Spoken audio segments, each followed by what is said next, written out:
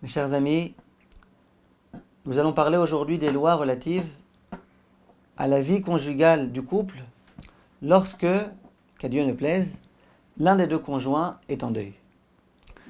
La Gemara de Moed Katan, en page 15 folio B, écrit explicitement qu'une personne qui est en deuil n'a pas le droit d'avoir de relation conjugale.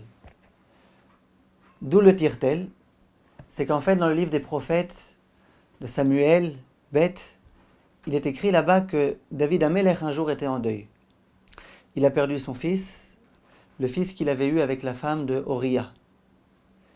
Et voilà que David, évidemment, était en deuil, il était meurtri. Et au bout d'un certain temps, il s'est consolé. Et le verset écrit les mots suivants, Vaïnachem David et Batshava Ishto, Vayavo Elea. David Amelech s'est consolé, et donc il a retrouvé Bathsheba, son épouse, sous-entendu, il a eu une relation avec elle.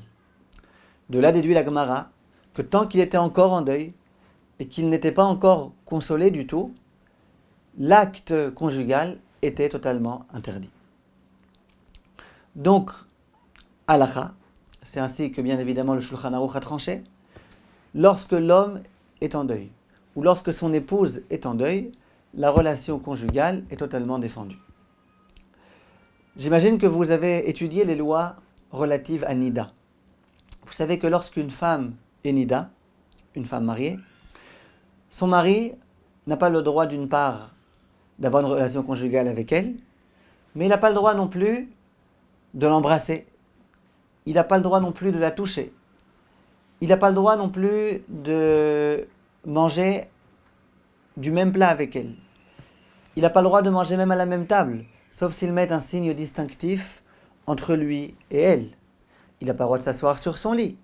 Bref, il y a énormément de halachot qui ont été écrites à ce sujet et que je vous invite à bien réviser de temps en temps parce qu'elles sont assez complexes et il faut bien les connaître.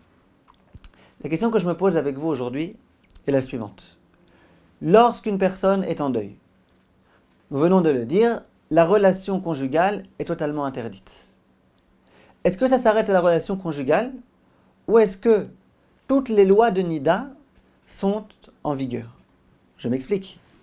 Lorsque la femme est Nida, pourquoi a-t-on interdit au couple de manger de la même assiette par exemple? C'est afin d'éviter que le couple n'en vienne à la relation conjugale. On sait que lorsqu'il y a trop d'intimité, ça risque inéluctablement de conduire vers la faute. C'est la raison pour laquelle nos maîtres ont pris des mesures d'écartement. Là, la question qui se pose, peut-être qu'on dira la même chose. Étant donné que lorsque la femme est en deuil ou que le mari est en deuil, il est totalement interdit d'avoir une relation conjugale, peut-être va-t-on aussi interdire de manger à la même table, de dormir dans un même lit, etc. De sorte à ce qu'on n'en vienne pas, finalement, à l'acte interdit qui est la relation conjugale. Alors, que faire, comment considérer la chose?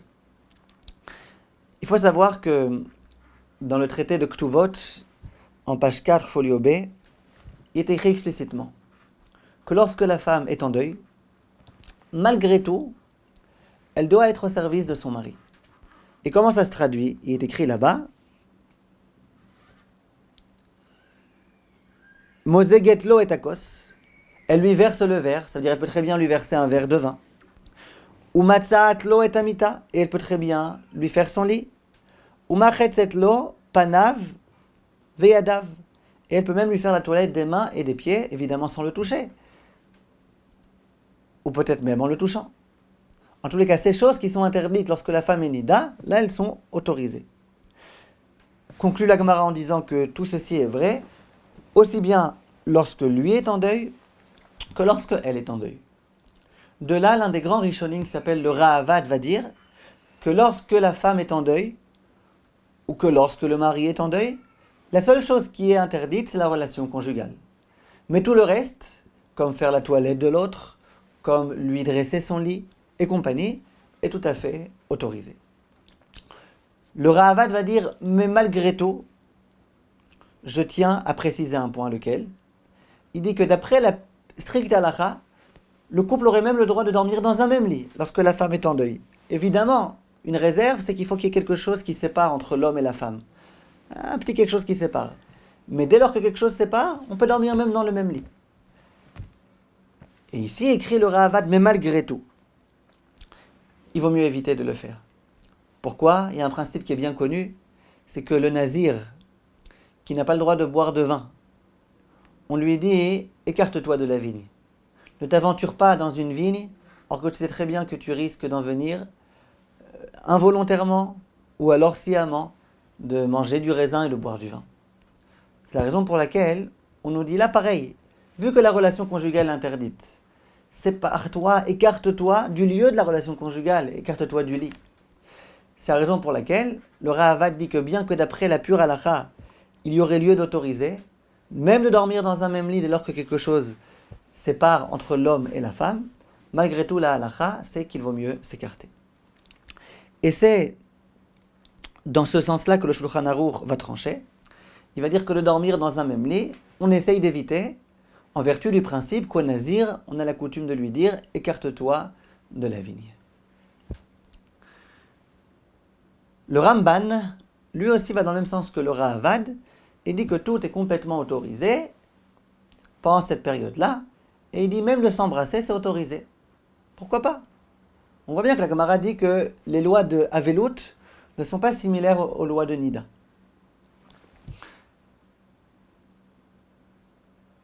Le Bet Yosef, donc l'auteur du Shulchan Aruch, dans son œuvre Bet Yosef, rapporte l'opinion d'un autre Rishon qui s'appelait Rabbeinu Yerucham. C'est son nom. Rabbeinu Yerucham, lui, disait la chose suivante.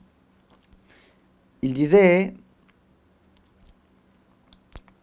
après avoir apporté les propos du Ravad et du Ramban, qu'on peut tout autoriser, même s'embrasser, il disait non, moi je ne pense pas qu'on puisse autoriser.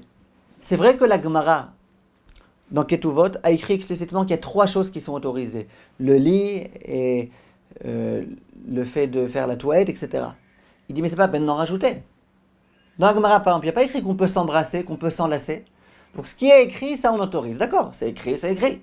Mais en rajouter, ça non. Voilà l'opinion de Rabbeinu Yerucham. En pratique, le Shulchan Aruch a écrit que la relation conjugale est interdite, aval beshear davar kurva mutar. Mais toutes les autres choses, tous les autres actes affectueux sont permis. Et il continue, il dit on peut même verser le verre l'un de l'autre, on peut même dresser le lit, on peut même procéder à la toilette de l'autre. Ils ont le droit de manger d'une même assiette. Ils peuvent même dormir dans un même lit si chacun est habillé, chacun a son pyjama. Simplement, on leur demande de s'écarter en vertu du principe que qu'à un nazir, on lui dit écarte-toi de la vigne. Et donc, il vaut mieux qu'ils ne dorment pas du tout dans le même lit. Le Rama des Ashkenazim, rajoute ici une petite parenthèse. Il dit aval chibuk venishuk yesh leachmir. Il pense à cette période-là, tu veux tout autoriser, allez, j'accepte. Mais n'empêche, s'embrasser et s'enlacer, ça, il y a lieu de se montrer plus rigoureux et d'interdire.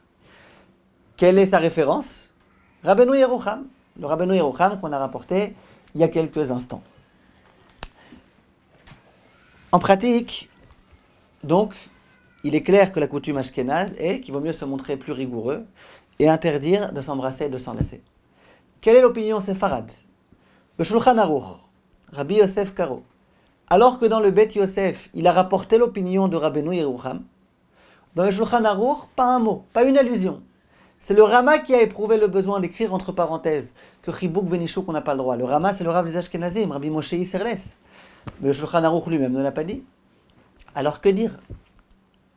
Dit le Pardes Rimonim et certains autres décisionnaires, c'est dans ce sens-là que va aller le Rav Ovadia Yosef, vont dire que l'opinion du Shulchan Aruch, c'est que pendant cette période-là, il y a lieu d'autoriser même de s'embrasser et de s'enlacer.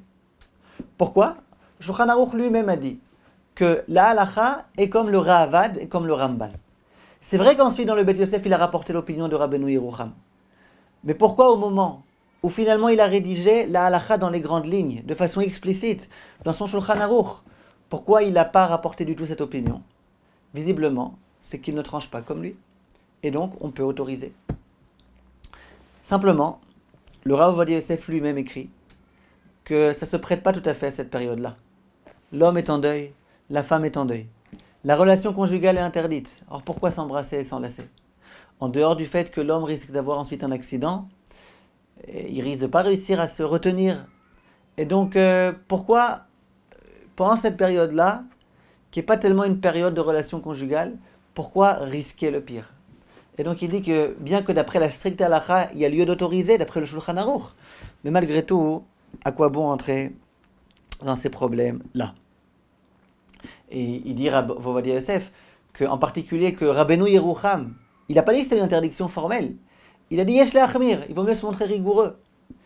Et le Rama aussi, lorsqu'il ramène Rabbeinu Yerucham, il emploie les mots Yesh le'achmir, il ne dit pas que c'est une interdiction. Donc s'il y a une grande nécessité et qu'il ne s'agit que de faire une petite bise, pas plus que ça, alors là, pourquoi pas, il y a lieu d'autoriser, mais en tous les cas, pas trop, et de sorte à ne pas en venir à l'interdiction. A priori, mes chers amis, je sais que vous allez vous poser une grande question. Quel est le plus grave, Nida ou Avelut? La Nida, aller avec une femme Nida, c'est gravissime. Alors qu'avoir une relation avec sa femme, lorsqu'elle est en deuil, c'est vrai que c'est interdit, c'est vrai que nos maîtres disent que cette personne est condamnable, mais malgré tout, ce n'est pas une interdiction de la Torah. Alors, comment ça se fait que concernant Nida, qui est tellement grave, Chachamim m'ont dit, on va mettre beaucoup de barrières pour ne pas que tu en viennes à la relation avec ta femme Nida. Quelle barrière? Ne fais pas le lit de l'autre. Quelle barrière? Ceci et cela. Alors que de toute façon, c'est grave d'avoir une relation. Donc, toute personne sensée pourrait, même sans ces barrières, réussir à ne pas en arriver à l'interdiction. Alors que la Avelut, la période de deuil, c'est une période qui est beaucoup moins grave. Et donc là, on aurait dû mettre plein de barrières et dire ne mange pas avec ta femme, et dire fais attention à tous ces détails, et dire ne lui fais pas son lit, etc. Et là, wallo, rien du tout. Comme si vraiment on ne suspectait pas la personne qui risque d'en venir à pire. C'est qu'en fait, disent les Rishonim, oui, effectivement. Effectivement, aux yeux des contemporains, avoir une relation avec sa femme alors que l'un des deux est en deuil est beaucoup plus grave qu'avoir une relation avec sa femme alors qu'elle est nida.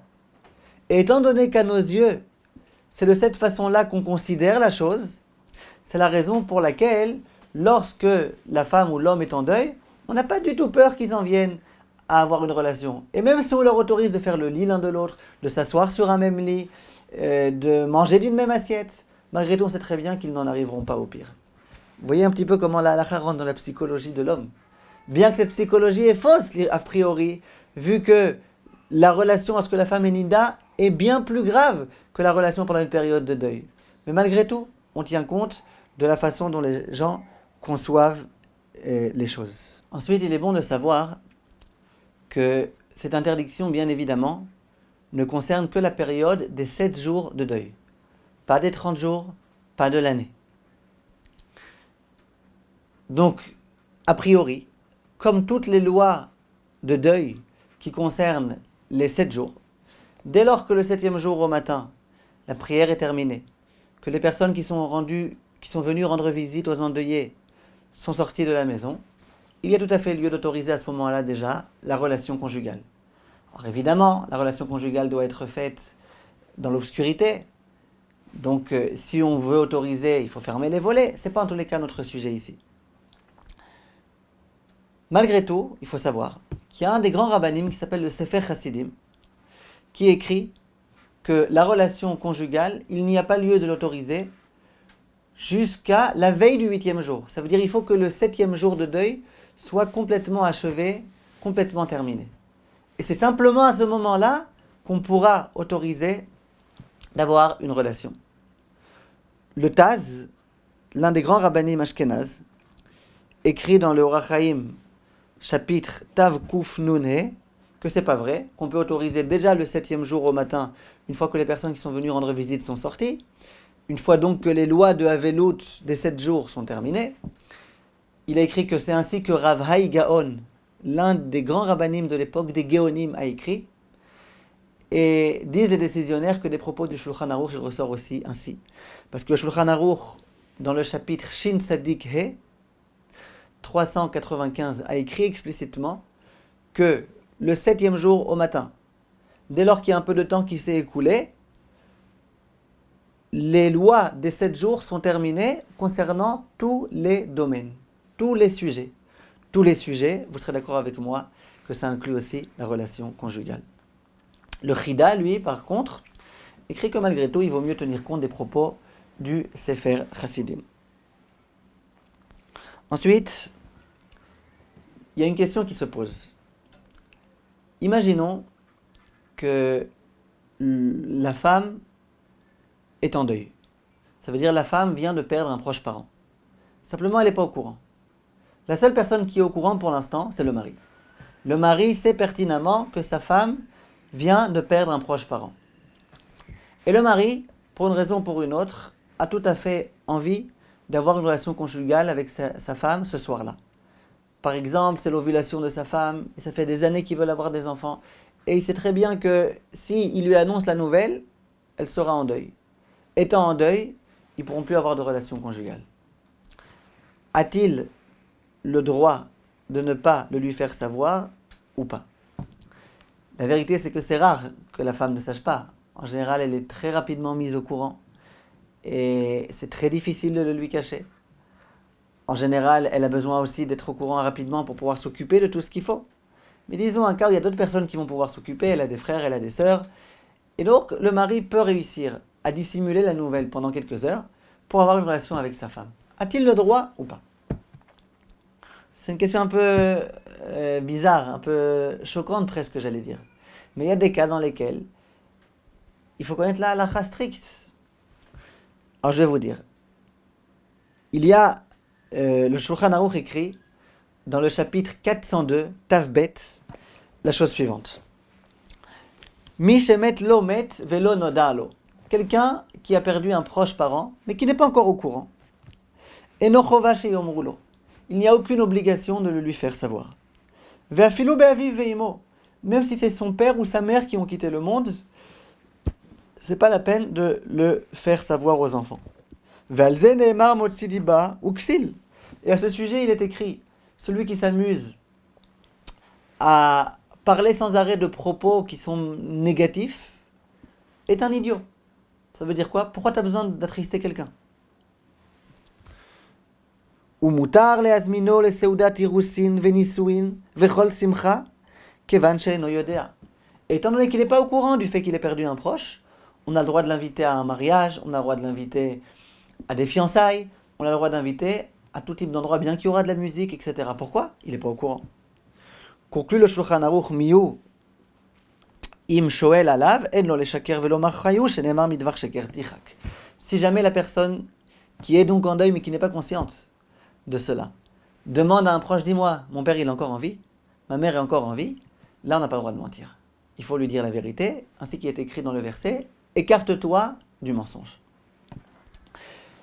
Le Rama lui écrit que si la personne a perdu son père ou sa mère, il faut le lui faire savoir pour qu'elle puisse le plus rapidement possible commencer à dire le Kaddish, pour qu'elle puisse essayer de faire tout type de mitzvot, d'accomplir tout type de mitzvot, d'organiser des cours de Torah, de faire des choses pour l'élévation de l'âme de ses parents. Mais dans tous les cas, bien que la coutume au jour d'aujourd'hui c'est de le faire savoir, malgré tout, il ressort de Shulchan Aruch.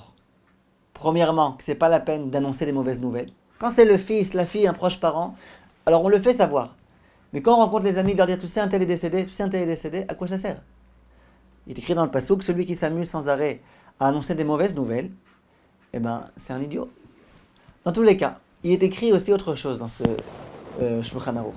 C'est que dans la mesure où la personne endeuillée n'est pas consciente du fait qu'elle a perdu un proche, on peut même l'inviter à un mariage. Bien que je suis au courant qu'elle devrait être en deuil, j'ai le droit de l'inviter à un mariage. De là, de grands décisionnaires vont dire que, par exemple, le Maharash Halevi, le Shevet Yehuda, le Sefer Chassidim, vont dire que tant que la femme, par exemple, n'est pas au courant qu'elle a perdu son père, le mari n'est pas obligé de le lui faire savoir et il a le droit d'avoir une relation conjugale avec elle. La question qui se pose, bien évidemment, que vous allez vous poser, me poser, est la suivante. Je ne comprends pas. Si une personne a dans son assiette un morceau de viande pas cachère, qu'elle va s'apprêter à le manger, je dois le lui dire. Ne mange pas ce morceau de viande, il n'est pas cachère. Si je sais qu'une personne va faire une avéra, eh bien il faut que je l'en écarte. Là, cette personne-là est en deuil, elle n'est pas consciente et alors, moi je dois le lui faire savoir. Pourquoi pas? Cette question, c'est le Shevet Yehuda qui la pose. Et il répond d'une façon un peu mystérieuse. Il écrit que dans quelle mesure, lorsqu'une personne a de la viande pas cachère face à elle, je dois le lui faire savoir, c'est dans la mesure où elle pouvait se douter de cela. Elle était dans un restaurant, elle ne sait pas si le restaurant était cachère ou pas cachère, donc moi il faut que je vienne et que je lui dise, tu sais, c'est pas cachère. Et si jamais je lui ai pas dit qu'elle a mangé, finalement, bien qu'elle ne l'a pas fait sciemment, elle va devoir obtenir expiation. Pourquoi? Pourquoi n'as-tu pas vérifié? Par contre, dit le Shevet Yehuda, dans ce cas-là précis, la personne pouvait se douter qu'elle avait perdu son père, sa mère, et qu'elle n'était pas consciente de cela, qu'elle n'était pas au courant. Non. Donc, elle n'est pas du tout répréhensible. Si elle n'est pas du tout répréhensible, moi, j'ai aucune obligation de le lui faire savoir. Vu que, bien qu'elle ne sait pas et qu'elle va avoir une relation conjugale, malgré tout, cette personne-là ne sera pas répréhensible. Donc, je n'ai pas besoin de le lui faire savoir. Évidemment, c'est une réponse qui, on va dire, n'est pas très solide. Mais il y a une réponse qui est beaucoup plus claire, qui est écrite dans les propos des décisionnaires, et elle consiste à dire la chose suivante. C'est que la Avelout, le deuil, ne rentre en vigueur que dans la mesure où la personne qui est en deuil est consciente de cela. C'est une nouveauté dans la loi de Avelout. Le morceau de viande qui est dans mon assiette, il est cachère ou il n'est pas cachère, que je le sache ou pas. S'il y a un morceau de jambon dans mon assiette, bien que je ne suis pas au courant que c'est du jambon, c'est pas cachère. Si je mange quelque chose qui n'est pas cachère. Par contre, il y a ici une nouveauté qui a été écrite concernant les lois de deuil. C'est que une personne n'est pas en deuil dans la mesure où elle a perdu son père ou sa mère. Elle est en deuil dans la mesure où elle est au courant du fait qu'elle a perdu son père ou sa mère. C'est très rare ça, mais ça existe. Comme par exemple concernant la lèpre. Il est écrit que une personne qui aurait de la lèpre sur son corps ou sur les murs de sa maison, elle doit faire venir le Kohen. Le Kohen va rentrer à la maison, il va observer la tâche et il va dire cette tâche, c'est effectivement de la lèpre et ça rend donc toute la maison impure. Il est écrit qu'avant que le Kohen entre à la maison pour inspecter la tâche, à ce moment-là, il est écrit dans la Torah, il faut, et on peut en tous les cas, faire sortir de la maison tous les ustensiles qui s'y trouvent. Pourquoi? Parce que si le Kohen dit que cette tâche c'est une tâche qui est impure, eh ben, tous les ustensiles qui vont se trouver dans la pièce vont devenir impurs. Donc que fait-on? On sort tous les ustensiles de la pièce, le Kohen vient, il regarde. S'il dit que la tâche n'est pas une tâche de lèpre qui rend impure, on peut restituer les ustensiles à la maison. Et s'il dit qu'elle est impure, eh ben les ustensiles étaient déjà dehors. Comment ça se fait? Pourtant, avant que le Kohen vienne, il y avait déjà de la lèpre. Le Kohen, il ne fait que prouver, que définir est-ce que cette tâche était de la lèpre ou ce n'était pas. Est-ce que ça rend impur ou pas? Comment ça se fait que si on retire les ustensiles avant que le Kohen entre, eh ben les ustensiles ne sont pas affectés par l'impureté? C'est qu'on retrouve ici la même idée. Et c'est écrit explicitement dans la Torah, dans nos maîtres. C'est que l'impureté qui provient de la lèpre ne dépend pas de la tache qui se trouve sur le mur, mais elle dépend de la décision halachique du Kohen. Ça veut dire lorsque le Kohen va dire c'est impur, in extenso tout devient impur. Tant que le Kohen n'a rien dit, bien que cette tâche c'est la même, peu importe. L'impureté dépend de la parole qui est prononcée par le Kohen. Et bien c'est le même cas ici. Le deuil ne s'applique que dans la mesure où la personne est consciente du fait qu'elle a perdu un proche. Donc si moi je lui dis pas, elle n'est pas en deuil. Si elle n'est pas en deuil, eh ben j'ai le droit d'avoir une relation avec elle. Elle n'est pas en deuil. Comprenez un petit peu la logique. Je sais que c'est un petit peu choquant, mais on est obligé d'enseigner la halakha telle qu'elle est. Voilà. Donc voilà les halakhot qui sont relatives aux lois des relations conjugales. Si vous voulez bien, on va résumer rapidement. Pendant les 7 jours de deuil, la relation conjugale est complètement interdite. D'après l'ensemble des décisionnaires, toutes les lois de séparation qui concernent le sujet de Nida ne sont pas appliquées ici, excepté le fait de ne pas dormir dans le même lit, que même pendant la période de deuil, l'homme et la femme ne dorment pas dans un même lit, excepté aussi le fait de s'embrasser et de s'enlacer, où effectivement beaucoup de rabbanim disent que pendant cette période-là, il vaut mieux totalement éviter. D'après les Ashkenazim, c'est certain, et même d'après les Sfaradim, il vaut mieux essayer d'éviter au maximum. Le 7e jour au matin, une fois que la période de deuil de 7 jours est révolue, la relation conjugale redevient autorisée. Ceux qui veulent se montrer plus rigoureux et attendre la fin de cette 7e journée seront dignes de bénédiction. En dehors de cela,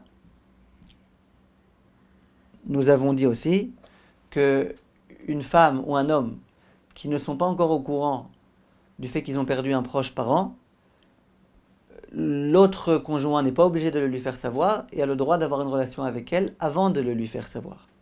Bon, je précise malgré tout que si ça risque de vexer l'autre personne, si ensuite elle risque vraiment d'être terrorisée du fait qu'on ait eu une relation sans le lui faire savoir, bien évidemment il faut tenir compte de tout cela pour ne pas qu'il y ait de problème. Voilà, Kol Tov mes chers amis, et de bonnes nouvelles si Dieu veut. À bientôt.